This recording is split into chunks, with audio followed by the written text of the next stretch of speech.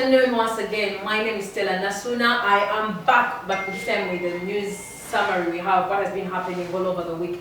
In Uganda here, it's been a week of mourning, weeping. However, like they say, where there is sorrow, at some point there is joy somewhere, yeah. So we have so much for you this time round. We have what has been happening in the sports world. We have what has been trending in the fashion world. We are entering into the season in the Easter season.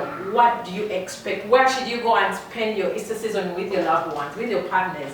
It's Miss Stella Nasuna on Al Jazeera TV. Let's have the highlights at first. Boom.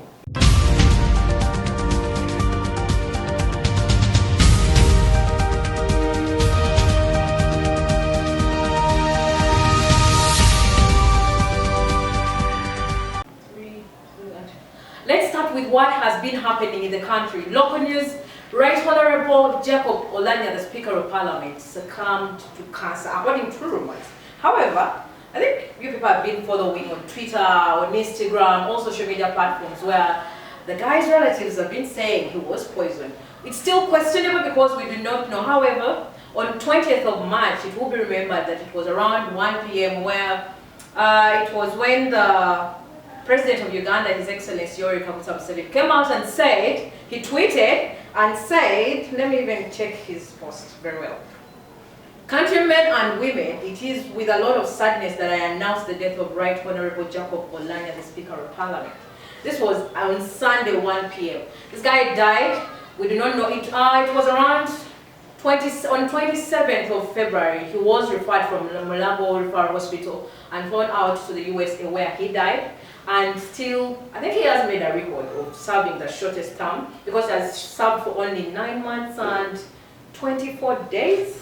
Yes, with only 2 sittings actually, only 2 sittings. Jacob Oulanyah replaced the former Speaker of Parliament, Right Honorable, who is now the Parliament East African Committee, Right Honorable Kadaga Rebecca, she was replaced by the late, and it's still in rumors. We do not know. Relatives are coming out to say that this guy was poisoned. Even the father just said recently, like, the guy called him and told him he has been poisoned. Question is to Ugandans, from Ugandans, who is poisoning? Why are people dying? People in the north, people in the east, not serving longer terms like the one in the center. Does it draw question marks to you? Anyways, and in our entertainment segment, unlike the usual, this time around, as we are entering this Easter festive, we want to tell you, where do you want to party? Where do you wish to go with your families, with your loved ones? Katife, also are you in love? We need to go with our partners somewhere. Our reporter Livingstone in Sylvia has more highlights, has more details actually, not even highlights. Has more details on where to party, where should you go, the best launches, the best safaris. He's bringing to you the best that you could. Stay tuned, here he comes. A very good morning to you all. My name is Livingstone and I am a wildlife photographer.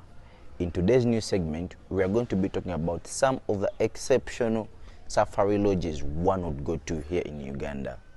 First and foremost, I would prefer one to visit Wild Waters Safari Lodge. This place is located in Jinja and it's surrounded by River Nile. Secondly, I would prefer one to visit Twiga Safari Lodge in Murchison Falls, where one can easily access the animals. And lastly, I would prefer one to visit Ihamba Safari Lodge located in Fort Potro near Kibale National Park. These are all genuine places one would go to. That has been our new segment today. My name is Livingstone, reporting live from Ihamba Safari Lodge. Back to you, Stella, at the headquarters. As we come towards the end of our bulletin, we bring it as a bulletin usually. We are having what's happening in the fashion world. Like I said, we are entering into Easter. What should you put on? What should you dress up? And like usual, still, like I said, it's going to be a very different bulletin this time around. Everything is unusual. Everything is not like the planned one. This time we are going down in downtown Owino Market, second hand. We've always had that myth. I don't know if it's a myth or it's true that second-hand clothes always last longer. They have better quality, and that's why we decided this time around to go down with our reporter Shakila Namiaro to tell us what exactly should we do this time. She's an expert and she dresses me as usual. So let's have what's happening in the fashion world before we close our bulletin.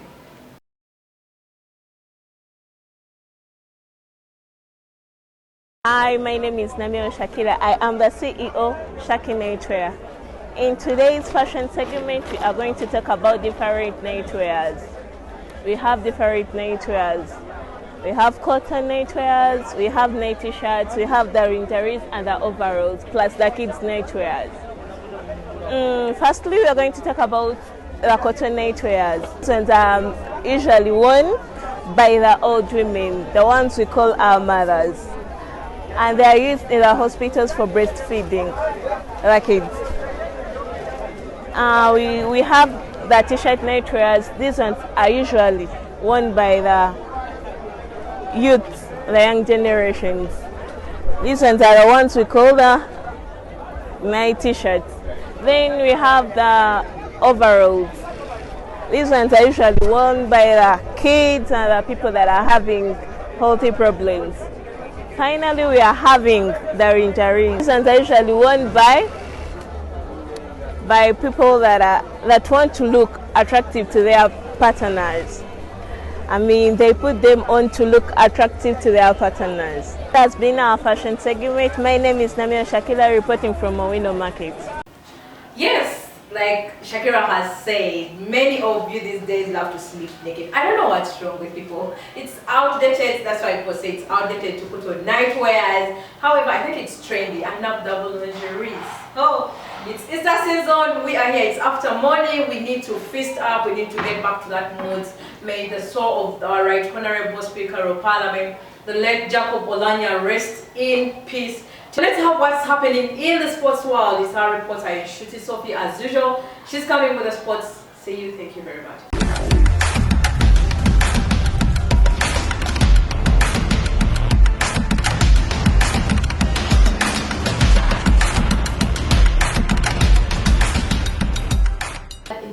Good afternoon, but right before we go in for the sports news, we want to say IRP to the former Speaker of our Parliament, the Parliament of Uganda. It's a deep sorrow to the family, to us as Ugandans. Like it is really a big loss.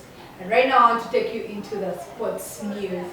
I know some of you are there wondering why is she putting on a jersey for the Vipers, that she supports Vipers. No, it's just because everyone wants to be on the winning team, and you all know these guys are on the table, like on the soccer table. It's the Vipers, and Vipers is on everyone's mouth. It's Vipers everywhere.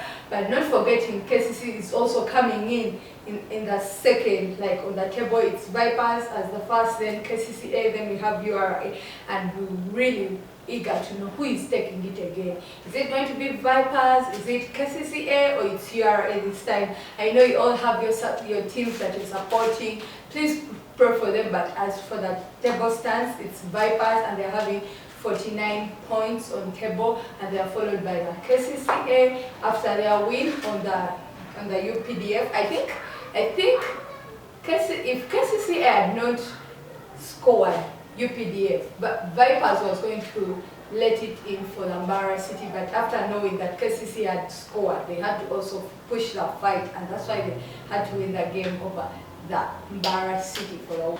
That has been our bulletin. Yeah, I think I always hate when I'm signing out because I feel like I need to give you more jazz, more Lugamba. However, till next weekend, my name is Stella Nasuna. Keep watching Al Jazeera TV. I love you. Happy Easter. Till next weekend.